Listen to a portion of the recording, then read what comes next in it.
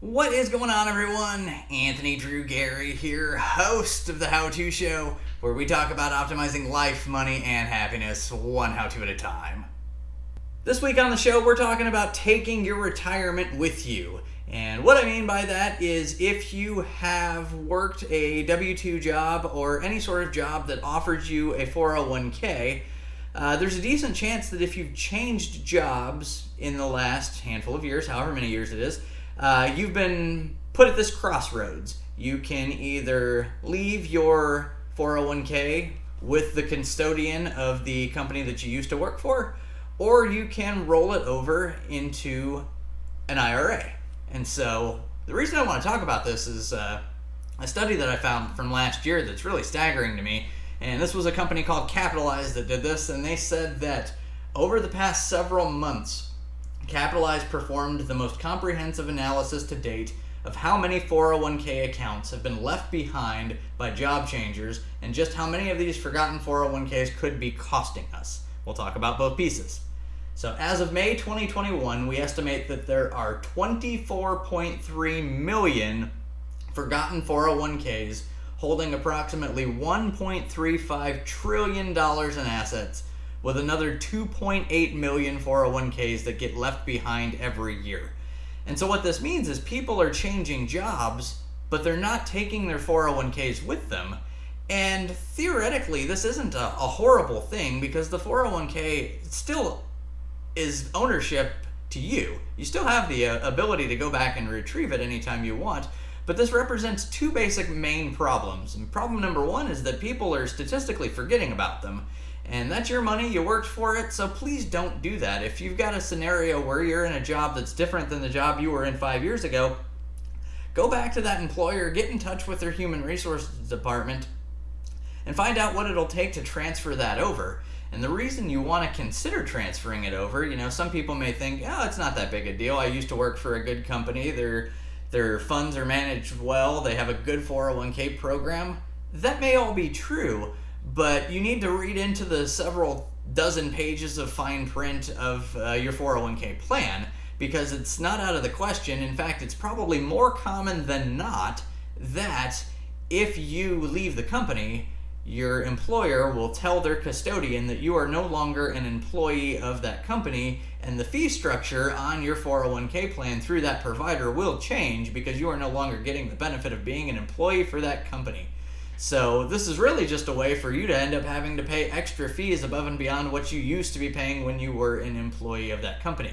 So what do you do about it?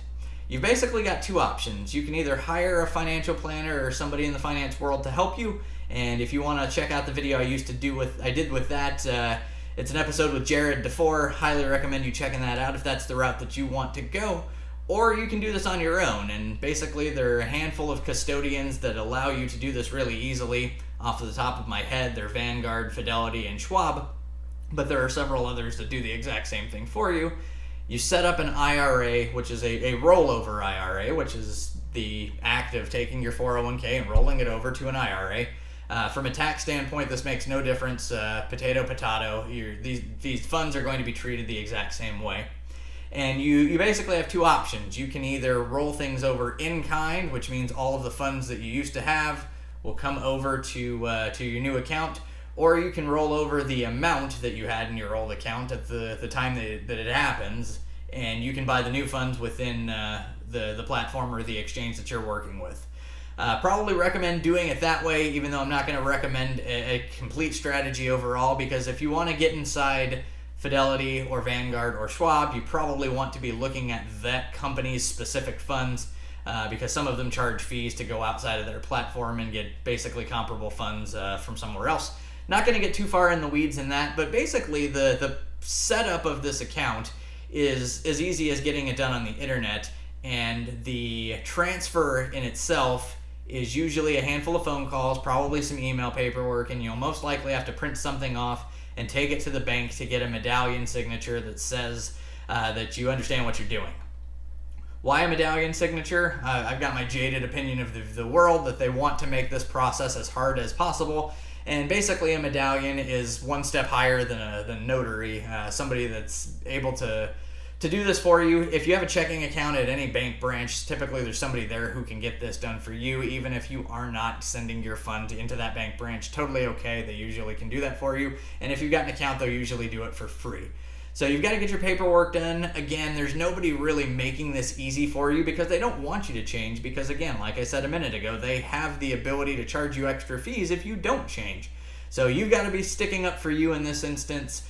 Go and retrieve your previous employer retirement accounts and put them back to work for you in a place where you know that you can get them whenever you need to. That's going to bring this episode of the show to a close. Hopefully this is something that you can make valuable to you. And if you know anybody that may be in this situation that's changed jobs recently, please send this to them. Let them know that this is something that they can get some value from and get some benefit out of. Hit the like button so that YouTube knows to send this video all over the world to people that are changing jobs, and you can subscribe to the channel to be the first to know about new content each and every Wednesday. You can hit the notification bell as well to be the first to get a notification about it. From that matter, you can get in touch with me in the comments down below if you've got any feedback for this show, other shows, future shows you want to see, or if you want to sell your home in the Indianapolis market. I can help you do that. You can get in touch with me there or at indiedwell.com. Until next time, this is Anthony Drew Gary, host of The How To Show, signing off.